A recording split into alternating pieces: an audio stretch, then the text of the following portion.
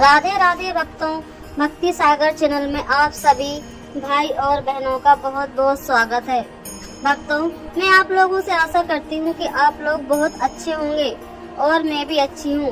भक्तों, आज मैं आपके लिए शिव शंभू महादेव भोले बाबा की सोमवार की व्रत कथा लेकर आई हूँ। आशा करती हूँ कि आप लोगों को पसंद आएगी। दोस्तों, वैसे तो शिव जी की पूजा सभी करते हैं और सभी मंदिर जाते हैं, पर कहते हैं कोई भी कार्य अगर हम विधि विधान से करते हैं तो उसका फल हमें अवश्य मिलता है। सोमवार का दिन महादेव को समर्पित है। कहते हैं जो भी शिव जी की पूजा आराधना करता है उसकी सारी मनोकामना पूरी होती है। वैसे तो महादेव देवों के देव महादेव कहलाते हैं और कैलाश पर्वत पर वो वास करते हैं। तो दोस्तों, आज मैं आपके लिए सोमवार की एक ऐसी व्रत कथा बताने वाली हूँ जिसको सुनने मात्र से ही आपके सारे कार्य सिद्ध हो जाएंगे और आपके घर में सुख समृद्धि बनी रहेगी। तो बिना स्किप किए शुरू से लेकर लास्ट तक मेरे साथ बने रहिए और कथा का आनंद लीजिए। जो भी शिव भक्त हैं वो इस कथा को जरूर सुनेंगे और कमेंट में हर हर महादेव लिख कर ही जाना। तो भक्तों, आज मैं एक ऐसी कथा बताने वाली हूँ, इसमें कोई धर्म या किसी की भावना को ठेस पहुँचाना बिल्कुल भी नहीं है। मैं बस बेसिक सी जानकारी लेकर आती हूँ और आप लोगों के सामने प्रसंग के रूप में प्रस्तुत कर देती हूँ। तो दोस्तों, इससे किसी भी धर्म या जाति को ठेस पहुँचाना मेरा कोई भी उद्देश्य नहीं है। अगर आप मेरे चैनल पर न्यू हैं तो मेरे चैनल को सब्सक्राइब कर जरूर जाएं और अगर आपको ऐसे ब्लॉग पसंद आते हैं तो एक लाइक, एक कमेंट, एक शेयर और मेरे चैनल भक्ति सागर को जरूर सब्सक्राइब करें। तो दोस्तों, आइए हम कथा प्रारंभ करते हैं, पर इससे पहले आप कमेंट में एक बार हर हर महादेव जरूर लिख देना। जो भी शिव भक्त हैं वो बिना हर हर महादेव लिखे मत जाना। दोस्तों, देवों के देव महादेव कहते हैं शिव जी का मंदिर एक ऐसा मंदिर है जहाँ कोई टाइम टेबल नहीं है। रात को, दिन को, सुबह को, आधी रात को आप कभी भी अगर आप परेशान हो तो मंदिर में जाकर आप भोलेनाथ के सामने अपनी समस्या बता सकते हो। उनके मंदिर जाने का कोई भी समय नहीं है। कहते हैं सारे देवी देवताओं का यहाँ जाने का समय रहता है, पर भोलेनाथ के यहाँ जाने का कोई समय नहीं है। आपका जब मन करे आप जा सकते हैं। बस आपको कुछ नहीं चाहिए। आप सुबह उठकर स्नान कर एक लोटा जल लेकर आप जा सकते हैं। एक लोटा जल हर समस्या का हल होता है। दोस्तों, आपने अगर पूरे श्रद्धा भाव से शिव जी के लिए एक बेर, एक धतूरा, एक अकौवे का फूल और बेलपत्री और शामी का पुष्प अगर आपने अर्पित कर दिया तो आपके सोए हुए भक्त जाग जाएंगे। कहते हैं भोले तो बिल्कुल भोले हैं, उनसे जो भी सच्चे दिल से जो भी मांगो उसकी सारी मनोकामना पूरी हो जाती है। तो भक्तों, जो भी मेरे इस वीडियो को लाइक, कमेंट, सब्सक्राइब करे उसके घर में महादेव की कृपा हमेशा बनी रहे। तो आइए हम महादेव की कथा स्टार्ट करते हैं। दोस्तों, शुरू से लेकर लास्ट तक मेरे साथ बने रहिएगा और थोड़ा थोड़ा प्यार और सपोर्ट करते रहिएगा। एक समय की बात है, किसी नगर में एक साहूकार रहता था। उसके घर में धन की कोई कमी नहीं थी, लेकिन उसके यहाँ कोई संतान भी नहीं थी। इस कारण वह बहुत दुखी रहता था। पुत्र प्राप्ति के लिए वह प्रत्येक सोमवार का व्रत करता था और पूरी श्रद्धा के साथ शिव मंदिर में जाकर भगवान शिव पार्वती जी की पूजा करता था। उसकी भक्ति देखकर एक दिन माँ पार्वती प्रसन्न हो गई और भगवान शिव से साहूकार की मनोकामना पूर्ण करने का आग्रह किया। पार्वती जी की इच्छा सुनकर भगवान शिव ने कहा, हे पार्वती, इस संसार में हर प्राणी को उसके कर्मों का फल मिलता है और जिसके भाग में जो उसे भोगना ही पड़ता है। लेकिन पार्वती जी ने साहूकार की भक्ति का मान रखने के लिए उसकी मनोकामना पूर्ण करने की इच्छा जताई। माता पार्वती के आग्रह पर शिव जी ने साहूकार को पुत्र प्राप्ति का वरदान तो दे दिया, लेकिन साथ में यह भी कहा कि उसके बालक की आयु केवल 12 वर्ष की होगी। माता पार्वती भगवान शिव की बातचीत को सुन रहा था साहूकार। उसे ना तो इस बात की खुशी थी और ना ही रुकता। वह पहले की भांति शिव जी की पूजा करता रहा। कुछ समय के बाद साहूकार के घर एक पुत्र का जन्म हुआ। जब वह बालक 11 वर्ष का हुआ तो उसे पढ़ने के लिए काशी भेज दिया गया। साहूकार ने पुत्र के मामा को बुलाकर उसे बहुत सारा धन दिया और कहा कि तुम इस बालक को काशी विद्या प्राप्त करने के लिए ले जाओ और मार्ग में यज्ञ कराना। जहाँ भी यज्ञ करा वहाँ ब्राह्मणों को भोजन कराना और दक्षिणा देते हुए जाना। दोनों मामा भांजे इसी तरह यज्ञ कराते और ब्राह्मणों को दान दक्षिणा देते काशी की ओर चल पड़े। रात में एक नगर पड़ा जहाँ नगर के राजा की कन्या का विवाह था। लेकिन जिस राजकुमार से उसका विवाह होने वाला था वह एक आंख का था, काना था। राजा के पिता ने अपने पुत्र के काना होने की बात छुपाने के लिए एक चाल सोची। साहूकार के पुत्र को देखकर उसके मन में एक विचार आया। उसने सोचा क्यों न इस लड़के को दूल्हा बनाकर राजकुमारी से विवाह करा दूं। विवाह के बाद इसको धन देकर विदा कर दूंगा और राजकुमारी को अपने नगर ले जाऊंगा। लड़के को दूल्हे के वस्त्र पहनाकर राजकुमारी से विवाह करा दिया। लेकिन साहूकार का पुत्र ईमानदार था, उसे यह बात न्यायसंगत नहीं लगी। उसने अवसर पाकर राजकुमारी की चुन्नी के पल्ले पर लिखा कि तुम्हारा विवाह तो मेरे साथ हुआ है, लेकिन जिस राजकुमार के संग तुम्हें भेजा जाएगा वह एक आंख से काना है। मैं तो काशी पढ़ने जा रहा हूँ। जब राजकुमारी ने चुन्नी पर लिखी बात पढ़ी तो उसने अपने पिता को यह बात बताई। राजा ने अपनी पुत्री को विदा नहीं किया, जिससे बारात वापस चली गई। दूसरी ओर साहूकार का लड़का और उसका मामा काशी पहुंच गए और वहां जाकर उन्होंने यज्ञ किया। जिस लड़के की आयु 12 वर्ष की हुई उसी दिन यज्ञ रखा गया। लड़के ने अपने मामा से कहा कि मेरी तबीयत को ठीक नहीं है। मामा ने कहा तुम अंदर जाकर सो जाओ। शिव जी के वरदान के अनुसार कुछ ही देर में उस बालक के प्राण निकल गए। मत भांजे को देखकर मामा ने विलाप शुरू कर दिया। संयोग बस उसी समय शिव जी और पार्वती जी उधर से जा रहे थे। पार्वती जी ने भगवान शिव से कहा स्वामी मुझे इसके रोने के स्वर सहन नहीं हो रहे हैं, आप इस व्यक्ति के कष्ट को अवश्य दूर करें। जब शिव जी मत बालक के समीप गए तो वह बोले कि यह उसी साहूकार का पुत्र है जिसे मैंने 12 वर्ष की आयु का वरदान दिया था। अब इसकी आयु पूरी हो चुकी है, लेकिन मातृ भाव से विभोर माता पिता ने कहा कि हे महादेव आप इस बालक को और आयु देने की कृपा करें, अन्यथा इसके वियोग में इसके माता पिता भी तड़प तड़प कर मर जाएंगे। माता पार्वती के आग्रह पर भगवान शिव ने उस लड़के को जीवित होने का वरदान दिया। शिव जी की कृपा से वह लड़का जीवित हो गया। शिक्षा समाप्त करके लड़का मामा के साथ अपने घर की ओर चल दिया। दोनों चलते उसी नगर में पहुंचे जहां उसका विवाह हुआ था। उस नगर में भी उन्होंने यज्ञ का आयोजन किया और उस लड़के के ससुर ने उसे पहचान लिया और महल में ले जाकर उसकी खातिरदारी की और अपनी पुत्री को विदा किया। इधर साहूकार और उसकी पत्नी मुंह के प्यासे रहकर बेटे की प्रतीक्षा कर रहे थे। उन्होंने प्राण कर रखा था कि यदि उन्हें अपने बेटी की मृत्यु का समाचार मिला तो वह भी प्राण त्याग देंगे, परंतु अपने बेटे के जीवित होने का समाचार पाकर वह बेहद प्रसन्न हो गए। उसी रात भगवान शिव जी ने व्यापारी के सपने में आकर कहा हे श्रेष्ठी मैंने तेरे सोमवार के व्रत करने और व्रत कथा सुनने से प्रसन्न होकर तेरे पुत्र को लंबी आयु प्रदान की। इसी प्रकार से जो कोई सोमवार का व्रत करता है या कथा सुनता है और पढ़ता है उसके सभी दुख दूर होते हैं और समस्त मनोकामना पूर्ण हो जाती है।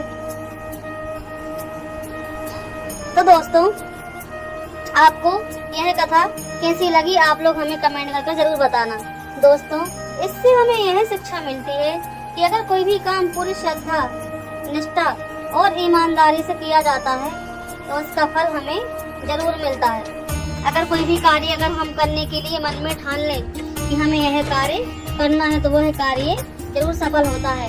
और दोस्तों जल चढ़ाने के साथ में आपको इस मंत्र का जाप जरूर करना है। इस मंत्र से भोलेनाथ इतने प्रसन्न होते हैं कि मैं आपको बता नहीं सकती। कहते हैं अगर आपने गलती से भी इस मंत्र का उच्चारण कर लिया और आपके कानों में पड़ गया तो आपके पुत्र की, आपके परिवार की, आपकी सारी समस्या और आपके सोए हुए भाग रातों रात जाग जाएंगे। कहते हैं जिसका हाथ स्वयं भगवान पकड़ ले उसको क्या ही मुसीबत आ सकती है। भक्त और भगवान का रिश्ता तो अटूट होता है। तो दोस्तों अगर आपके पास समय नहीं है तो आप यह कथा और यह मंत्र मोबाइल में चलाकर भी सुन सकते हैं। तो दोस्तों मेरे साथ आप लोग भी इस मंत्र का उच्चारण कीजिए और भोलेनाथ की आराधना कीजिए। अगर आप चाहें तो इस मंत्र को 51 बार बोल सकते हैं, अगर आप चाहें तो 21 बार बोल सकते हैं, अगर आप चाहें तो 11 बार बोल सकते हैं। जैसी आपकी श्रद्धा है उसी प्रकार से आप महादेव की पूजन कर सकते हैं।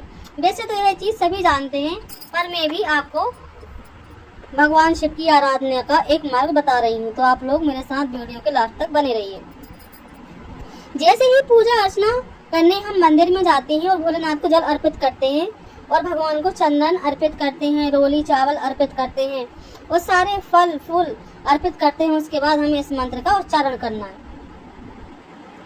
ओम नमः शिवाय, ओम नमः शिवाय, ओम नमः शिवाय, ओम नमः शिवाय, ओम नमः शिवाय, ओम नमः शिवाय, ओम नमः शिवाय, ओम नमः शिवाय,